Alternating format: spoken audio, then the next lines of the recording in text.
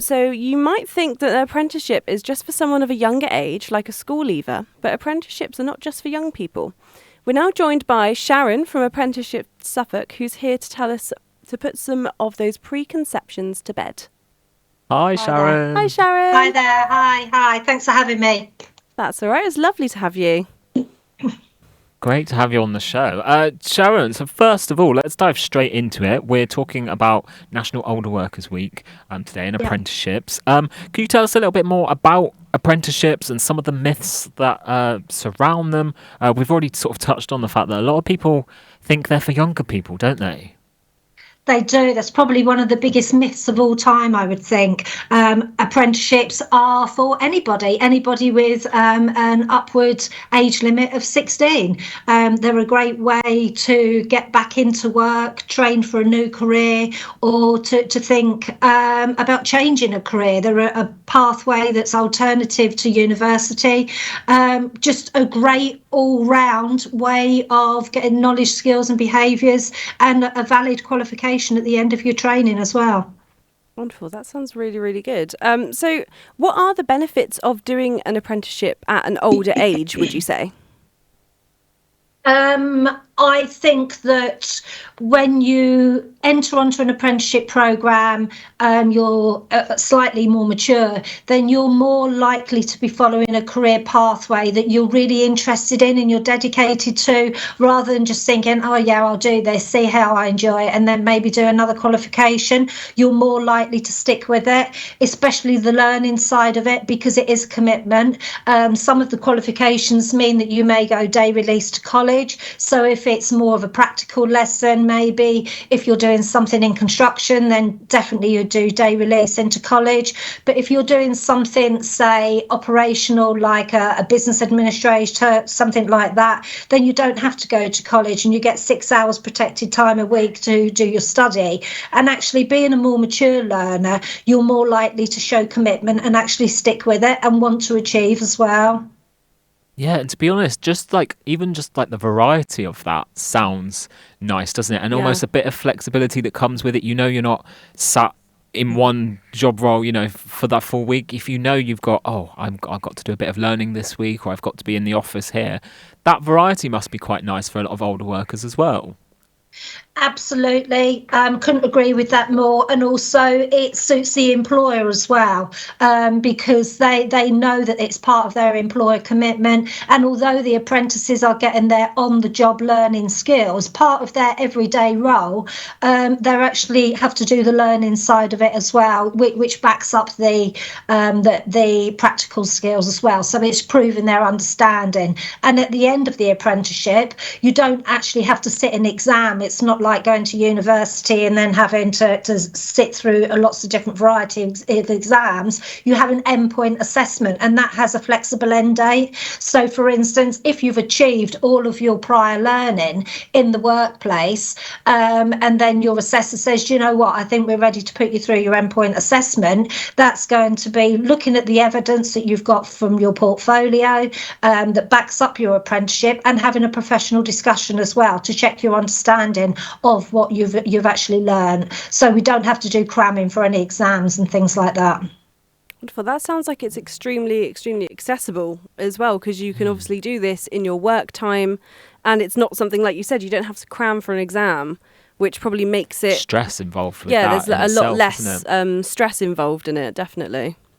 Yeah, absolutely. It's definitely more accessible for non-academic learners as well. Those learners that didn't achieve their maths and English, or they may have an educational healthcare plan. There are different ways that we can support them with that. We can get additional funding for them, or the employer or the training provider can give them additional support. So apprenticeships really are for everyone.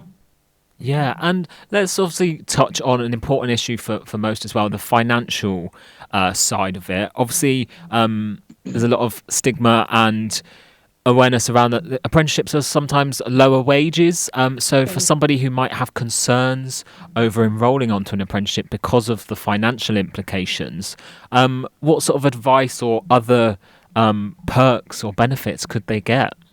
Okay, yeah, it's no secret that the national minimum wage for an apprentice currently stands at £4.81 per hour. That changes every April the 1st, in line with the new financial year.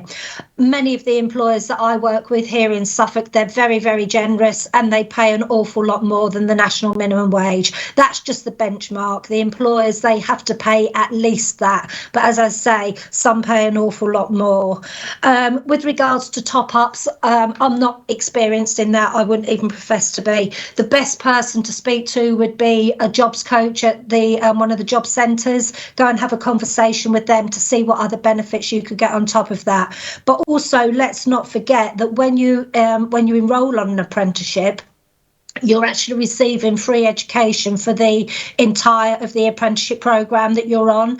If there are any additional expenses, the employer picks those up as part of the employer commitment. So, and you don't ever have to repay anything. So if the employer ever puts a contract in front of you saying anything that I invest in you for your training and your progression, that you have to repay it back if you leave within a certain amount of time, that's completely illegal. You can't even entertain it. Apprenticeship education is free to any individual that wants to sit it. Oh, Wonderful. Yeah, some fantastic really advice there, because sometimes a lot of people, when you go into something like this, if it's a new job and you're bombarded with paperwork and stuff, you're not always thinking about what's right or wrong as such, and you don't always know all the correct knowledge and information. So that's a really important point there. Yeah. So if someone is looking to do an apprenticeship, do they have to have any qualifications beforehand to enrol? Ideally, they would have achieved their maths and English at a GCSE level 4, which equates to a C. They keep changing it, and I can't keep up with it with all the grading systems. So yeah, that's a level 4 at a C. Excuse me. If they haven't achieved that, then they do have the option to achieve it alongside the apprenticeship programme. I wouldn't say that it's ideal. I'd say to manage expectations, you're going to be doubling your workload. So it's giving you additional pressure. So if you can get your your maths and English achieved beforehand, then do it. Across the country, there's lots of different programmes called Multiply, which has just been launched by the government. We've got Multiply in Suffolk, and that is to support adult learners that didn't achieve their GCSEs in maths at school. So if you've got a Multiply project near you that's being funded by the government, then please do enrol on it and achieve your maths at the moment. And again, there's no financial penalty to any learners that want to do that now. That's certainly something that you need to have a look at. If somebody has an EHCP or an educational healthcare plan, which is a diagnosis to say that they have additional learning needs, then those entry requirements, they can be changed, or there can be additional support put in place for that learner. So it could be that during an exam they get a reader, or it could be that they get extra tuition time, etc. But normally the learner would have to have achieved their maths and English qualifications by the end of their apprenticeship programme, but reasonable adjustments can be put in place. That's nice that it's also, it has to be almost individual person-centred as well. That, to make adjustments is really important. Sharon, let's sort of set the scene a little bit now. And once an apprenticeship is over, so you've gone through all your training and you've got your sort of qualification as such, what happens afterwards? Is there options for career progression or employment? Oh, crikey, loads and loads and loads. So apprenticeship standards, or qualifications, they start as low as a level 2, which is normally an intermediate level. Then they go all the way up to a level 7, which equates to a master's degree. So an apprenticeship basically is an alternative pathway to university. If you don't want to get landed with student debt, if university is just not for you, if you prefer the flexibility to be able to get real life work experience, you might be juggling a family, lots of different reasons to go on to an apprenticeship versus going on to university, but lots of different ways that you can progress as well. And it may well be that you do 2 or 3 apprentices in one subject and think, actually, I'd quite like to do something else now, providing you're in the correct job that supports the apprenticeship qualification, and you can evidence the all of aspects of the apprenticeship. Then you can continue with as many apprenticeship qualifications as you want to, as long as they don't overlap. Sounds wonderful. There's such a diverse range of different jobs you can do this in. And there's currently 641 apprenticeship standards, and that changes all the time. Most industries are represented by an apprenticeship. That was just what I was about to ask, actually. I was about to ask kind of what is it pretty much all sectors that have some sort of internship, apprenticeship that you can do? I won't say in every case, because there's some really bespoke niche businesses out there that I've come across, but you've got most apprenticeships are covered and are industry relevant. So yeah, I would pretty much say that everything's covered. I suppose, but never say never. Yeah, always best to cover ourselves.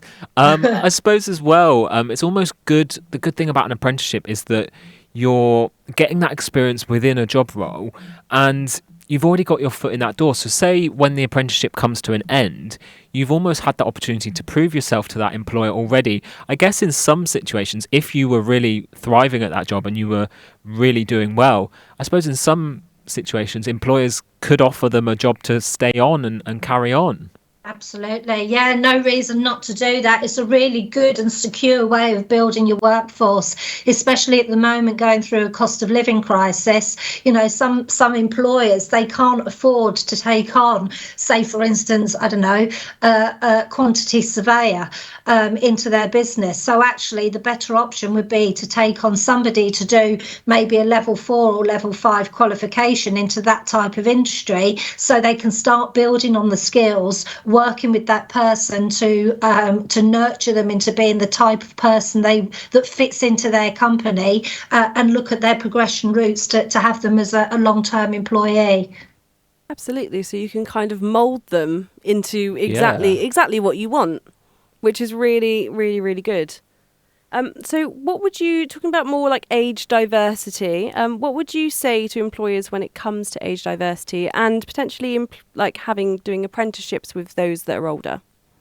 Okay. I think employers, they actually embrace more mature students, learners, because when you employ somebody who's more mature, then let's not forget the life skills that they bring as well, alongside that maturity. And those life skills and knowledge, it doesn't fit into your everyday life. It broadens across your workplace as well.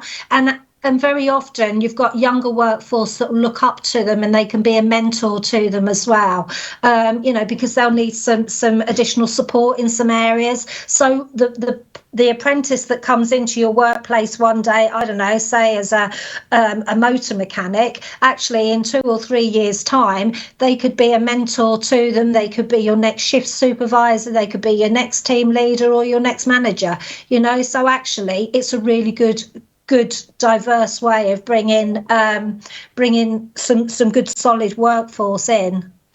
Absolutely. Yeah, and I feel like as well, like obviously the diversity conversation is so important, and I think apprenticeships give you that option of that flexibility, and just like I know a lot of people maybe when they're older as well, because you're getting a qualification out of it as well, it's almost like a bit of a hobby. I know, for example, myself, during the lockdown period and COVID, I spent a lot of time at home. I just wanted a challenge and a new qualification. I did an online learning course. So an apprenticeship's similar as well. Maybe someone sort of older may just want that sort of extra qualification or activity or hobby to go out and do it, because it can be part-time as well. We're not just talking full-time here, are we?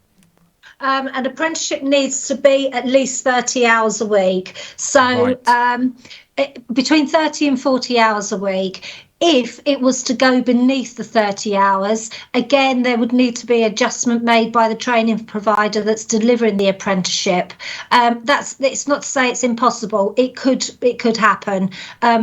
we just have to make sure that there's enough learning hours in the week for the individual to be able to achieve their apprenticeship learning. Okay. Oh, that makes sense. Okay, really, really important there.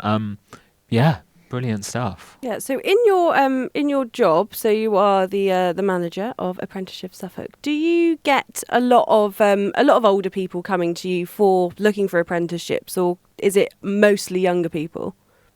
I would say at the moment it's probably younger people. However, we are Apprenticeship Suffolk. We're always looking to be different. So we're pushing against those barriers.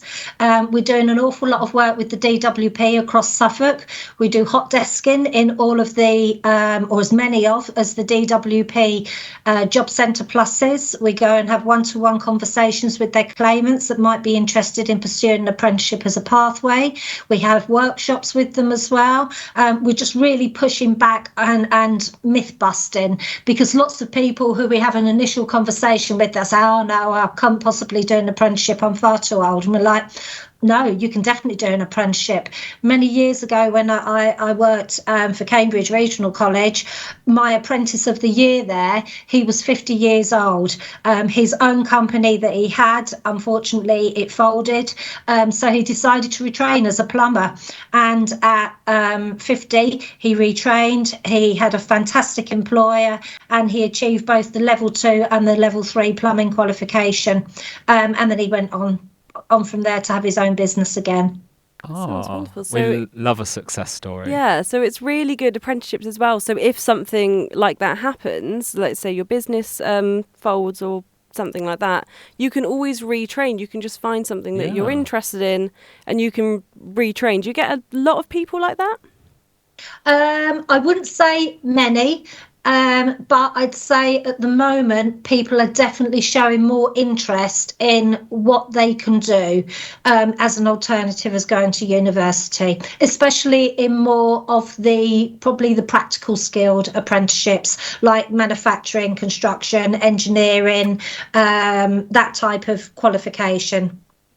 Brilliant stuff. Just really important to sort of break down those stereotypes, isn't it? And just know that apprenticeships are out there and they are for everyone, which is really important. Sharon, obviously we can't let you go without, we've heard on the grapevine that there's a little something that might be happening in February next year. Can you tell us a bit more about that?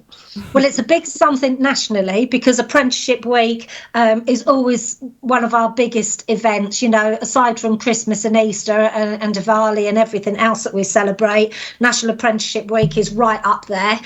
So the 6th of February through to the 10th of February, which is the National Apprenticeship Week dates. Apprenticeships Suffolk are going to be having a roadshow, working across Suffolk, celebrating apprenticeships with the apprentices and also with the employers as well, looking at some of the great work that's happening across Suffolk. And then on the 10th of February, we are being joined by you guys at Trinity Park, and we're going to be live streaming throughout the day, and we're going to be bringing some of those success stories directly into Trinity Park for you to meet and to hopefully interview as well. Wonderful. We can't wait. Like we said, we love a success story. Well, we do. Brilliant. Thank you so much for taking the time to join us today, Sharon, talk a little bit more about apprenticeships for the over 50s. And it's so great to hear about the other opportunities that are out there, because you don't have to be stuck on one career forever, basically. Yeah. You can retrain at any point in your life, be that in your mid-20s or in your 60s. Exactly. It's the Madonna effect. That's what it is. Madonna keeps reinventing herself. Why can't we? Yeah, exactly. Hey, there's a quote to go by. Motto to live by, isn't it? Sharon, it's been a pleasure. Thank you for sharing all that information. And we'll love to. We'll see you in February. We'll see you in a few months. In February. It'll be a blast. It will. Thanks, see Sharon. You later. Thank you. Bye now. Bye.